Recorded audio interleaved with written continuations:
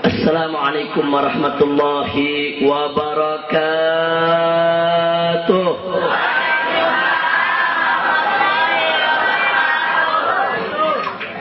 Bismillah walhamdulillah wassalatu wassalamu ala rasulillah wa ala alihi wa sahbihi wa mawala. Ashhadu an la ilaha illallah wahdahu la syarika lah wa ashhadu anna sayyidana Muhammadan abduhu wa rasuluh la nabiyya ba'da. Amma ba'd. Kepada para alim ulama, para kiai, para asatidzah, para guru, para tokoh dan sesepuh masyarakat Petamburan yang sama kita cintai dan sama kita muliakan, wabil khusus kepada segenap panitia penyelenggara yang telah bekerja keras untuk mensukseskan acara ini, kita doakan semoga segenap panitia dan seluruh pihak yang telah ikut membantu dan mendukungnya diberikan ganjaran berlipat ganda oleh Allah Subhanahu wa taala. Dimudahkan segala urusannya, dilapangkan kesempitannya, dibahagiakan dunia dan akhiratnya. Amin ya rabbal alamin. Jazakallahu minna wa minkum fataqabbal ya karim. Bapak Ibu yang saya cintai, sebetulnya malam hari ini saya termasuk tuan rumah di Petamburan. Kita sangat berharap kedatangan Kiai Haji Zainuddin MZ. Saya dengar beliau barusan masih memberikan ceramah di Ulu Jami. Mudah-mudahan sudah selesai, sedang menuju Petamburan. Jadi kita isi sambil menunggu kedatangan beliau.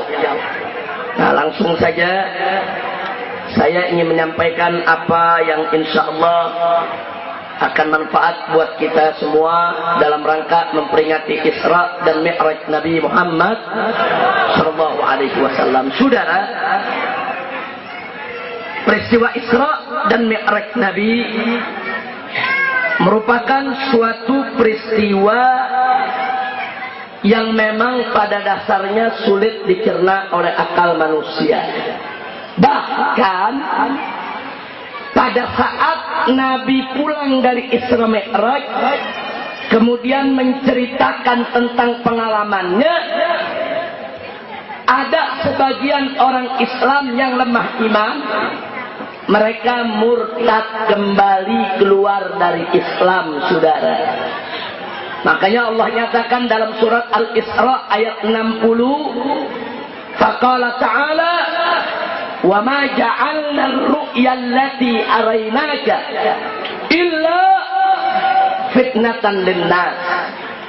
Dan tidaklah ya Muhammad kami jadikan ru'ya yang kami tunjukkan, kami perlihatkan kepadamu di malam Isra dan Mi'raj, illa melainkan fitnatan linnas, menjadi ujian buat umat manusia, khususnya menjadi ujian buat umat Islam yang masih lemah iman. Nah, karenanya saudara, agar kita di zaman sekarang ini tidak lagi goyang keyakinan kita kepada Islam gara-gara peristiwa Isra dan Mi'raj, saya perlu ingatkan bahwa peristiwa Isra dan Mi'raj adalah peristiwa yang sulit dicerna oleh akal manusia, tapi bukan berarti tidak masuk di akal. Sulit dicerna oleh akal manusia karena peristiwa ini masuk dalam pengetahuan dan kekuasaan Allah yang maha luas tanpa batas, yang memang mustahil mampu dikarungi oleh ilmu manusia yang sedikit. Allah nyatakan dalam Al-Quran, faqala ta'ala wa ma utitum minal ilmi illa qalila. Tidaklah engkau hai manusia diberikan oleh Allah ilmu kecuali sedikit. Dengan akal yang sempit, ilmu yang sedikit, wajar kalau manusia kewalahan untuk bisa memahami peristiwa Isra dan Mi'raj. Karenanya Saya mau ajak semua agar kita mudah menerima, meyakini, percaya terhadap peristiwa Isra Mi'raj yang luar biasa. Tidak cukup hanya dengan bermodalkan akal dan ilmu saja, tapi wajib akal dan ilmu kita berdiri atas dasar iman. Makanya kita lihat bagaimana tatkala Abu Jahal berkata kepada Sayyidina Abu Bakar radhiyallahu anhu. Abu Jahal mengatakan, ya Abu Bakrin atusaddiqu kidba Muhammadin. Hei Abu Bakar, apa kau masih percaya dengan bohongnya Muhammad? Akal sehat mana yang bisa terima perjalanan dari Mekah ke Palestina, dari Masjidil Haram ke Masjidil Aqsa ditempuh hanya dalam waktu sebagian malam? Nggak ada akal sehat yang bisa menerima itu. Hei Abu Bakar, kita sama tahu dari Mekah ini ke Palestina dengan menunggang unta saja itu membutuhkan waktu pulang pergi 1 bulan perjalanan. Jadi Abu Jahal mencoba memancing Abu Bakar untuk menggunakan logika, menggunakan akal. Coba dong ya Abu Bakar, masa sih kita bisa percaya dengan cerita yang tidak masuk akal ini? Lalu apa jawab Abu Bakar, saudara? Sayyidina Abu Bakar radhiyallahu taala anhu menjawab dengan tegas, "Lau qala Muhammadun ab'ada min dzalik, wallahi la saddaqtu." Andai kata Nabi Muhammad itu bercerita lebih hebat, lebih dahsyat daripada peristiwa Isra dan Mi'raj, demi Allah, la saddaqtu, niscaya pasti aku akan percaya dan membenarkannya. Alhamdulillah. Jadi sekarang saudara perhatikan jawaban Abu Bakar Siddiq. Beliau jawab bukan hanya sekedar dengan akal dan ilmu, tapi beliau jawab dengan iman. Abu Bakar nggak peduli. Jangankan peristiwa Isra dan Mi'raj, andai kata ada peristiwa lebih hebat dari Isra dan Mi'raj, selama Nabi yang bercerita, selama Nabi yang menyampaikan, kata Abu Bakar Siddiq, demi Allah, pasti aku akan percaya dan membenarkannya. Alhamdulillah. Nah, silakan dikasih jalan. Silakan dikasih jalan. Nah, sallu ala nabi. Dikasih jalan, jangan diperlambat. Coba laskar-laskar panitia tidak jangan menghalangi, terus silakan dikasih jalan. Jalannya diberikan jalan. Silakan dibuka, jangan diperlambat, dibuka jalannya. Nah, ya ahlan, ya marhaba. Sallu ala nabi. Sallu ala nabi. Ya ahlan sahlan, fadhal ya Ustaz. Ya ahlan sahlan. Selamat datang kepada Kiai Haji Zainuddin MZ yang pada malam hari ini telah hadir bersama kita. Baik, ini bisa lanjut tidak ini? Bisa tenang? Bisa lanjut? Baik, kita persilakan Kiai Haji Zainuddin MZ untuk beristirahat sejenak, dan nanti beliau akan menyampaikan hikmah daripada Isra dan Mi'rajnya, insya Allah. Baik, saya lanjutkan saudara. Jadi Sayyidina Abu Bakar radhiyallahu taala anhu menjawab tantangan Abu Jahal dengan iman. Sayyidina Abu Bakar nggak peduli. Jangankan Isra Mi'raj yang lebih hebat dari Isra Mi'raj, selama Nabi yang cerita, pasti aku akan percaya dan aku akan membenarkannya. Itulah karenanya Sayyidina Abu Bakar dijuluki dengan julukan As-Siddiq. Apa arti As-Siddiq? Orang yang jujur dengan imannya, orang yang jujur dengan Islamnya, orang yang membenarkan Nabi tatkala orang lain mendustakannya, orang yang percaya kepada Nabi tatkala orang lain mencemoohkannya. Nah, saudara, pelajaran yang ingin saya sampaikan di sini, perhatikan baik-baik. Sayyidina Abu Bakar Siddiq radhiyallahu taala anhu mengajarkan kepada kita untuk bisa menerima kebenaran peristiwa Isra dan Mi'raj. Tidak cukup hanya dengan akal dan ilmu saja, tapi harus dengan iman. Iman mampu menjawab yang nggak mampu dijawab oleh akal. Iman mampu untuk menerima dengan segera yang sulit masih diterima oleh akal. Iman mampu untuk melakukan keajaiban yang nggak mampu untuk dilakukan oleh akal, saudara. Iman. Nah, makanya ibu bapak di sini tolong sekali lagi, apa-apa yang datang dari Al-Quran, dari As-Sunnah, apa-apa yang datang dari Allah dan dari Rasulullah, jangan dikomentari dengan akal dulu. Terima dulu pakai iman. Yakini, percaya, amalkan. Titik. Kalau kita banyak protes dengan akal, hati-hati. Berapa banyak orang tergelincir karena tak mampu untuk menggunakan akalnya. Berapa banyak orang tersesat karena terlalu bangga dengan kemampuan akalnya. Berapa banyak orang akhirnya terjebak karena mereka tidak mampu untuk menggunakan akal sebagaimana mestinya. Akal adalah karunia Allah yang luar biasa. Akal wajib untuk kita syukuri, tapi akal untuk menggunakannya ada sistem, ada metode, ada syarat, ada batasan yang nggak boleh kita langgar, saudara.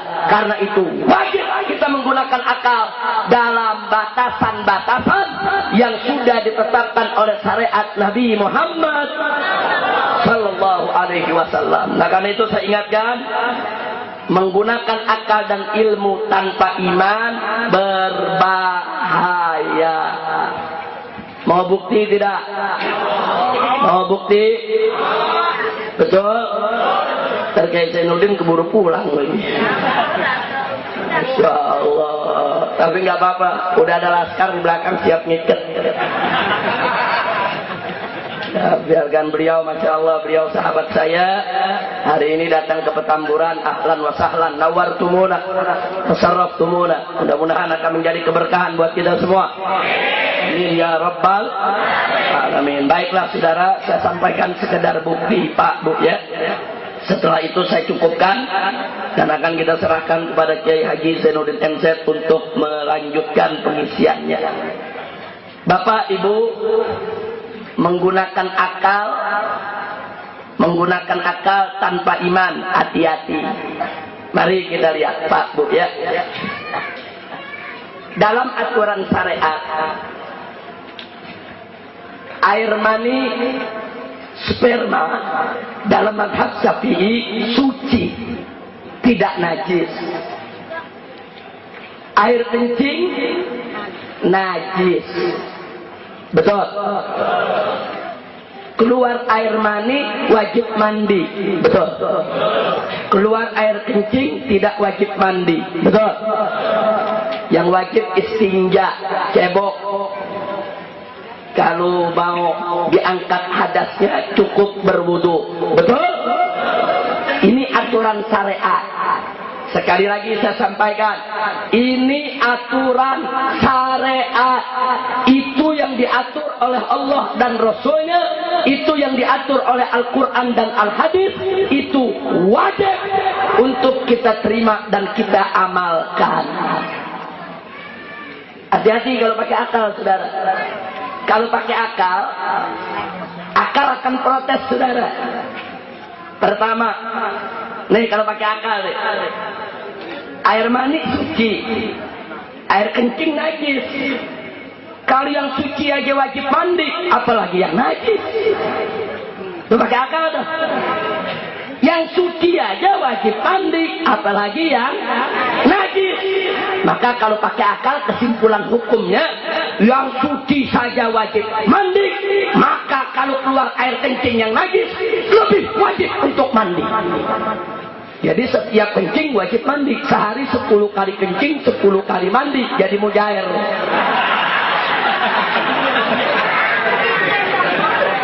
Betul. Tapi begitu kalau pakai akal, saudara. Itu pakai akal. Atau kita balik. Nih pakai akal nih. Yang najis saja kencing nggak wajib mandi. Apalagi yang suci. Kesimpulan hukumnya pakai akal. Kalau yang najis saja kencing nggak wajib mandi, maka keluar mani lebih tidak wajib mandi. Jadi setiap keluar mani nggak usah mandi, ngepet-ngepet. Itu kalau pakai akal. Coba lihat kalau pakai akal, coba lihat saudara, begitu kan? Pakai akal. Tapi syariat nggak mau begitu. Syariatnya tuh keluar air mani yang suci wajib mandi, keluar air kencing yang najis tidak wajib mandi. Titik aturan syariat. Terima dulu pakai iman. Ya Allah, amanna billah wa bima jaa anillah ala muradillah. Amanna bi Rasulillah wa bima jaa an Rasulillah ala muradi Rasulillah. Amanna bis syariah wa saddaqna bis syariah.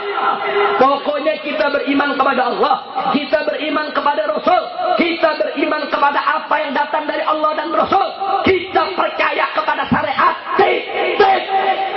Terima dulu pakai iman. Jangan protes pakai akal dulu. Terima. Habis terima, baru akal kita boleh nanya. Tapi kenapa ya? Kok yang najis keluar tidak wajib mandi, yang suci wajib mandi? Boleh kita tanya. Lalu bagaimana jawabnya? Jawab pakai ilmu, saudara. Iman, akal, dan ilmu. Nah, begitu pakai ilmu apa jawabannya, saudara? Oh iya ya. Kalau kencing sehari semalam kan bisa berkali-kali. Yang normal bisa 5-6 kali. Kalau besar lebih. Iya ya. Coba kalau diwajibin mandi sama Allah, alangkan susahnya hidup ini. Ayo jujur, kalau diwajibin mandi setiap kencing, susah gak hidup? Susah gak hidup? Pantes Allah nggak wajibin. Allah sayang kita supaya kita nggak susah, saudara. Nah kalau keluar air mani kan nggak tiap hari, paling-paling pengantin baru. Kalau yang bukan pengantin baru, saudara, seminggu sekali aja udah bagus. Itu dia banyak bini ngegerutu. Coba lihat saudara, kalau keluar mani kan ada yang seminggu sekali, ada yang sebulan sekali, sekali-sekali diwajibin mandi, tidak merepotkan. Betul? Pantes, ternyata syariat masuk akal tidak? Masuk akal tidak? Ada lagi yang kedua, oh iya ya, orang kalau keluar air kencing kan nggak nguras tenaga. Emang ada orang kencing ngos-ngosan? Betul? Ada yang ngos-ngosan kencing batu. Iya kalau kencing batu, oh kelojotan. Orang justru kalau nahan kencing nggak ada enaknya. Betul? Begitu kencing lega tidak? Plong tidak? Enak tidak?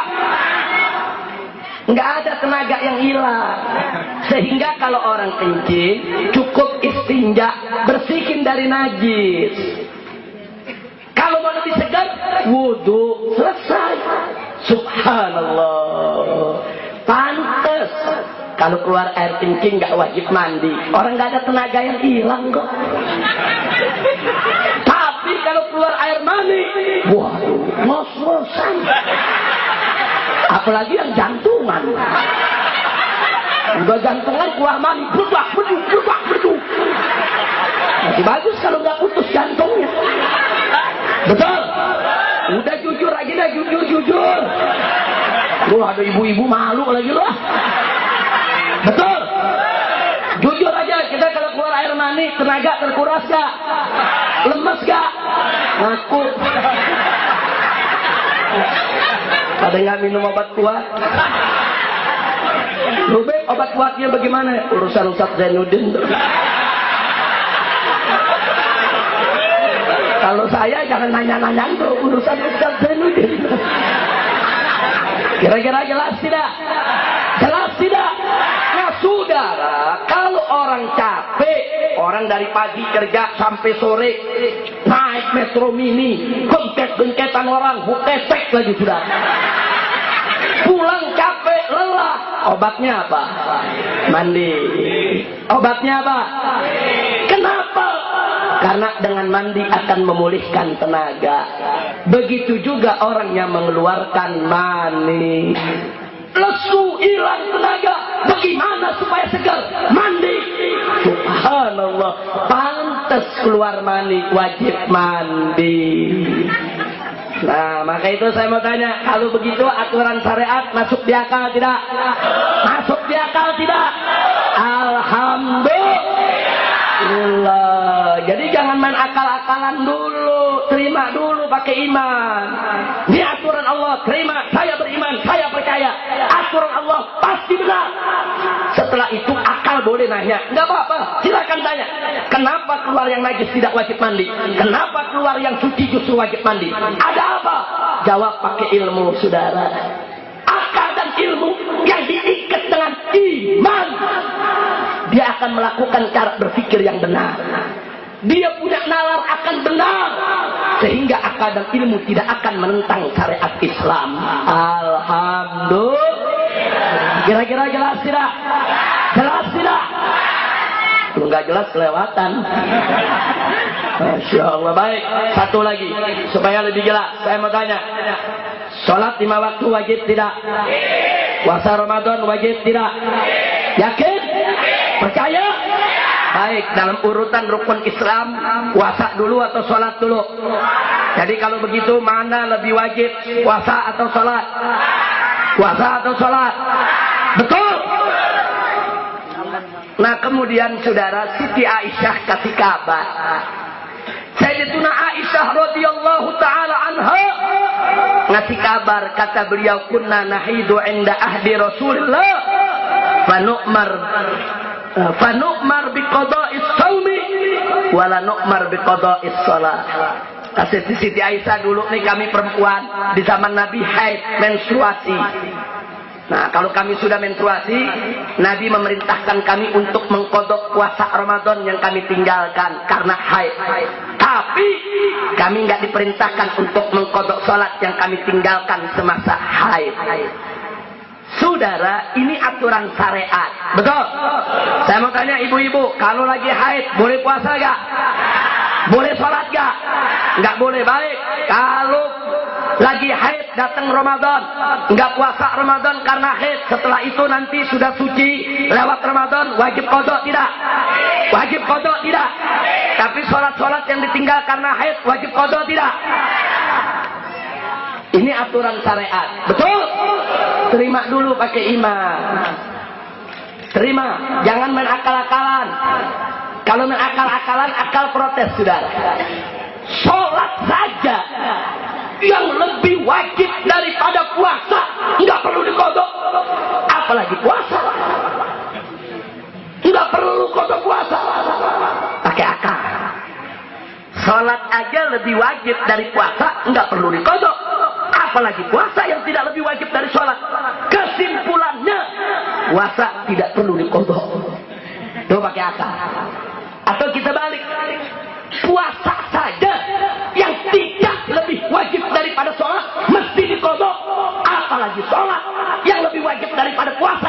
Maka itu perempuan yang haid wajib untuk mengkodok sholatnya. Pakai akal. Tapi syariat nggak mau begitu. Syariat tetepin sholat yang lebih wajib nggak perlu dikodok buat perempuan yang haid. Puasa yang tidak lebih wajib harus dikodok. Terima dulu pakai iman. Habis terima pakai iman, tanya pakai akal. Tapi kenapa begitu? Kan sholat lebih wajib daripada puasa. Kenapa puasa dikodok, sholat enggak? Jawab pakai ilmu. Oh iya, puasa Ramadan kan setahun sekali. Kalau 1 bulan Ramadan ada perempuan haid 5 hari dia nggak puasa atau 6 hari tidak puasa, nanti kan bisa dikodok. Kodoknya selama setahun, bisa dicicil lagi di kredit. Nggak mesti sekaligus. Selama sekian bulan dia bisa kodok. Saya mau tanya Bu, kodok 6 hari puasa selama 1 tahun berat atau ringan? Nggak memberatkan perempuan. Pantes puasa disuruh kodok karena nggak memberatkan. Tapi sholat sehari semalam 5 kali. Kalau 6 hari dia haid, berarti 30 waktu sholat dia tidak kerjakan. Kalau diwajibkan kodok, alangkah repotnya perempuan. Loh kenapa? Sebab ngurusin darah haid aja udah repot. Ya tanya ibu-ibu, lu kan gak ngalamin. Ayo ngurusin darah haid, repot gak Bu?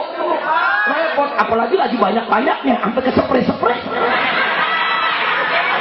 Anak muda yang gak paham dipikir darah perawan, datangnya darah haid. Masya Allah repot, bukan gak repot. Dia mesti cari pembalut, pembalutnya mesti tepat makainya, gak boleh bergeser, gak boleh sembarangan bergerak. Repot gak Bu? Perempuan ngurusin haid saja sudah repot. Betapa repotnya kalau disuruh wajib mengkodok sholat lagi. Inilah maha adilnya Allah. Allah tahu perempuan sudah berat, perempuan sudah repot untuk mengurus darah haidnya. Enggak mau Allah berikan beban lagi. Tidak perlu dia mengkodok sholatnya yang ditinggalkan selama haid. Adil tidak Allah? Adil tidak Allah? Kalau begitu syariat Islam masuk di akal tidak? Takbir! Nah, makanya jangan main akal-akalan. Dulu Imam Ja'far Shadiq lagi ngajar, ada anak muda nanya, saudara, Tuan Guru, saya mau tanya, ini pakai akal-akalan nih. Oh, kata Imam Ja'far, apa yang kau mau tanya? Begini Tuan Guru, iblis kan diciptakan dari api, betul? Nanti kan iblis masuk neraka disiksa dengan api, betul? Ini yang saya nggak habis pikir Tuan Guru. Iblis dicipta dari api, disiksa dengan api, api ketemu api, nggak mempan dong. Untung nanyanya sama Imam Ja'far. Kalau nanyanya sama saya sambit masak. Imam Ja'far sabar. Oh begitu, tunggu sebentar nak ya. Beliau ambil tangan lempung, dipulung saudara. Dipulung, udah dipulung gitu, bulat, dia sambit tuh anak muda. Begitu dia sambit, dia mentil tuh anak muda. Guru, jangan begitu dong. Nggak mau jawab, pakainya ambil surat. Kata Imam Ja'far, kenapa kau takut? Ya sakit dong kalau kena. Tuh, mana kau sakit? Ya sakit.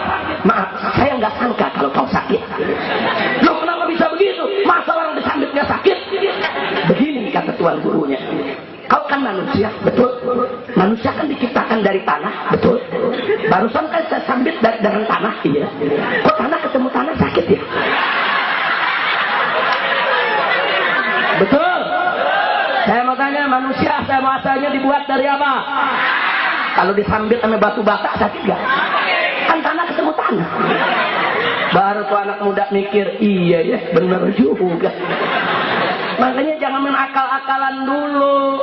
Betul, iblis dari api, disiksa dengan api, tapi kan komposisinya udah beda. Itu kan asal muasalnya. Manusia betul dari tanah, tapi kan komposisi udah beda. Kita sekarang ada tulang, ada daging. Jangan lupa ada kulit yang merasa saudara, sehingga kita bisa merasakan sakit. Betul? Nah begitu saya mau tanya, jadi akal dengan ilmu kalau nggak pakai iman bahaya tidak? Bahaya tidak? Ini di Jakarta ada kiai ditanya sama muridnya, Pak Kiai, maaf nih Pak Kiai, kita kalau punya wudhu kentut batal Pak Kiai. Emang dasar anak muda kurang ngajar. Orang ngomong sama kiai yang sopan, buang angin begitu, betul? Enggak, kentut. Ini guru sabar, iya batal. Emang kenapa? Nah begini Pak Kiai, nanti kalau kita batal, kita mau sholat, kan mesti ambil wudhu lagi, betul? Waktu ambil wudhu kan kita wajib membasuh muka Pak Kiai, betul? Ini yang saya nggak habis pikir Pak Kiai. Masa yang buang angin pantat yang dibasuh muka? Kurang ajar gak? Kurang ajar gak? Tapi tuh kiai sabar. Apa tuh kiai bilang? Anak muda, sebentar saya mau tanya sama kamu. Apa Pak? Begini, kamu kalau kentut, yang malu pantat atau muka? Ya anak muda jawab, ya muka, makanya muka lu yang dikebokin. Kira-kira jelas gak? Jelas gak? Iya, ini mau main akal-akalan be kiai. Iya. Nah kiai biasa main di Quran hadis, akal kecil. Kiai mau ditantangin pakai akal. Iya. Makanya anak muda jangan sembarangan dong. Pokoknya belajar, pegang teguh Al-Quran, pegang teguh As-Sunnah, terima pakai iman. Jangan akal dibuat untuk melawan iman. Betul? Maka itu saya mau tanya semua, siap berpegang kepada syariat? Siap patuh kepada Allah dan Rasulnya? Siap gunakan akal secara benar? Siap gunakan ilmu secara benar? Siap ikat akal dan ilmu dengan iman? Takbir! Takbir! Sallu ala Nabi.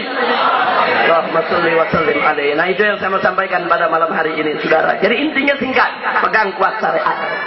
Pegang kuat syariat, insya Allah. Nah, saya ingin undang semua yang ada di sini. Insya Allah malam Kamis besok, setelah pengajian rutin di Masjid Al-Islah, kita akan lebih percepat. Kita berharap jam 9 sudah selesai.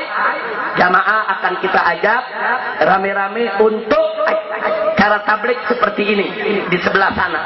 Nah ini kan Petamburan 1 ini. Nah sebelah situ ada Petamburan 2, satu lagi Petamburan 3. Nah sebelah sana ada kantor RW 04. Nah kita akan laksanakan peringatan Isra Mi'raj sekaligus pelantikan DPC FPI Tanah Abang.